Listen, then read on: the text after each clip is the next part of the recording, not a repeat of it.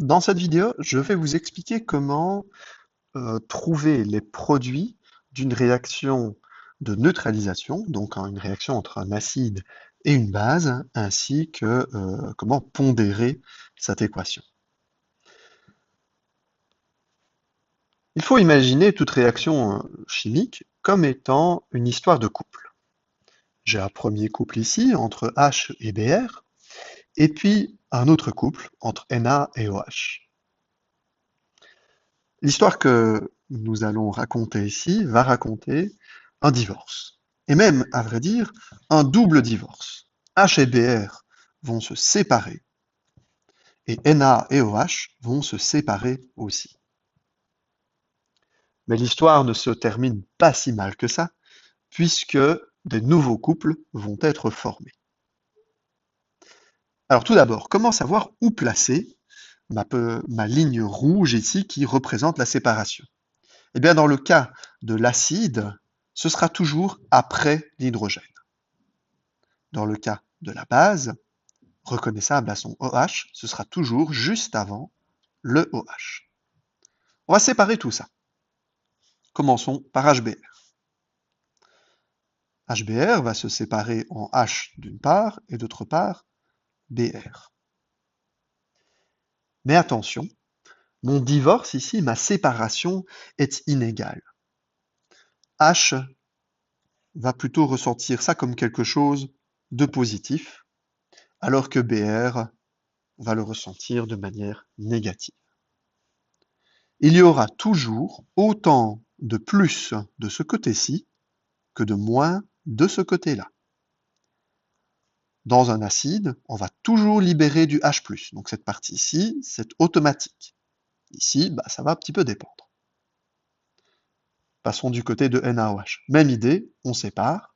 Ce qui est à gauche de la séparation sera positif, ce qui est à droite de la séparation sera négatif. Et OH va toujours nous donner OH-. Si j'ai un moins ici, eh bien, pour Na, il faudra lui donner un signe plus pour qu'il y ait autant de plus que de moins. Voilà, nos couples se sont séparés et maintenant on va reformer des nouveaux couples. Dans un couple, il faut toujours un positif et un négatif. Un couple que vous aurez à chaque fois dans toutes nos réactions de neutralisation, c'est celui entre H+ et OH-. Un H+ et un OH-, une fois mis ensemble, ça nous permet d'obtenir un H2O. Et puis, il va y avoir un autre couple que je vais appeler le couple des restes, si on veut, qui lui va être obtenu en associant Br- et Na+.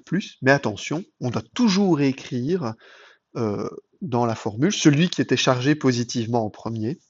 Donc je ne vais pas écrire Br Na en suivant simplement l'ordre ici, mais plutôt Na+, puis Br-. Bon, sauf que ici, pour exprimer qu'ils sont en couple, hein, on ne met plus les charges, tout ce qu'on pense. Donc on va obtenir du NaBr.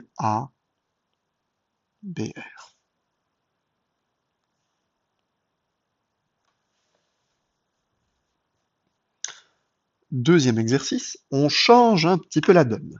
Cette fois-ci, j'ai encore un acide, on le reconnaît hein, à son hydrogène, avec un autre élément. Et puis de l'autre côté, on n'a pas un seul OH, vous voyez, il est mis entre parenthèses et le tout est compté 2 fois. Donc là-dedans, il n'y a pas qu'un seul OH- en fait, il y en a 2. Allez, je vais commencer par mes séparations comme on fait toujours. Je coupe avant le OH, je coupe après le H.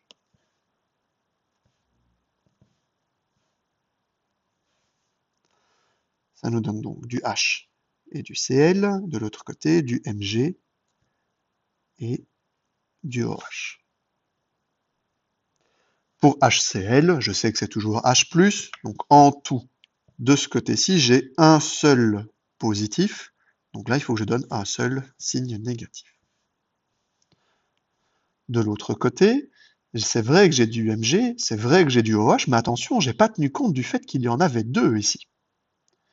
Donc il faut que je l'indique en mettant un 2 à ce niveau-ci. je ne garde pas la parenthèse avec mon petit 2 là, tout simplement parce que les OH ne restent pas ensemble. Ils sont séparés. J'aurais pu écrire Mg plus OH, par exemple.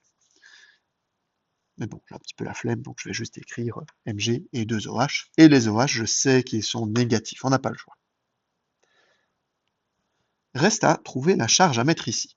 Je sais déjà qu'elle sera positive, puisque à gauche de ma séparation, c'est du positif. Mais on n'a pas qu'un seul moins ici. Chaque OH porte une charge négative. Mais comme il y a 2 OH moins, bien alors, au global, ici, j'ai en fait 2 charges négatives. Ça veut dire que mon Mg, qui lui est bien seul, eh bien, il va devoir porter non pas un seul plus, mais 2.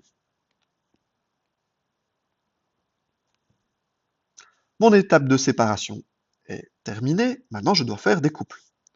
Toujours H et OH ensemble, et puis le reste ensemble. Donc, je sais que je vais former H2O.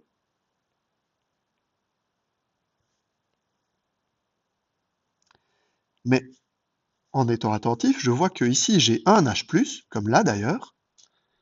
Par contre, ici j'ai 2 OH-, alors que ici je n'en avais qu'un. Pour faire un H2O, il faut un OH et un H. Or là, j'ai un problème, j'ai un H pour 2 OH. Pour réparer cette injustice, il va falloir donner à MgOH2, je vais devoir le faire réagir plutôt, avec non pas un, mais 2 HCl. Donc si j'ai 2 HCl, ben, une fois séparés, j'aurai 2 H+, et 2 Cl-. Et maintenant, avec 2 H+, et 2 OH-, ben, ça me permet de faire 2 fois un ensemble H2O. Donc je le rajoute ici, 2 H2O. Et puis je mets le reste ensemble. Toujours le positif en premier, donc ici du Mg, suivi de Cl. Mais attention, dans cet ensemble, il y a un Mg et 2 Cl. Donc pour l'indiquer, et bien indiquer que tout est ensemble et forme une entité, on va rajouter un 2 à ce niveau.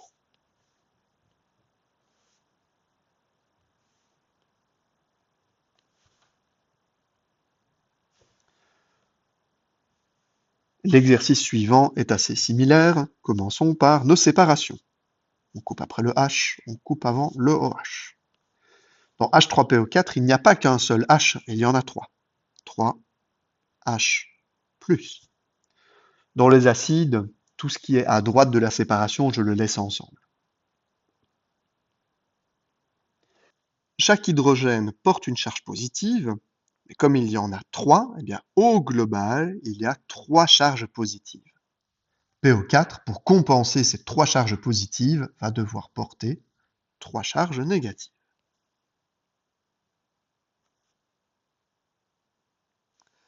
De l'autre côté, c'est plus classique.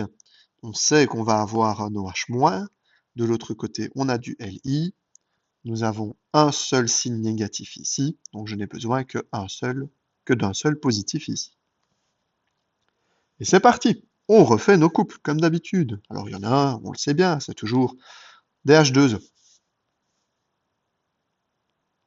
Et là encore, ça ne tombe pas très bien. Vous voyez, j'ai 3 H+, qui auraient bien envie de former 3 H2O, mais le problème c'est que je n'ai qu'un seul OH- ici. Donc pour avoir le même nombre, on va rajouter un 3 devant LiOH, qui aura des répercussions à la fois sur Li+, et sur OH-.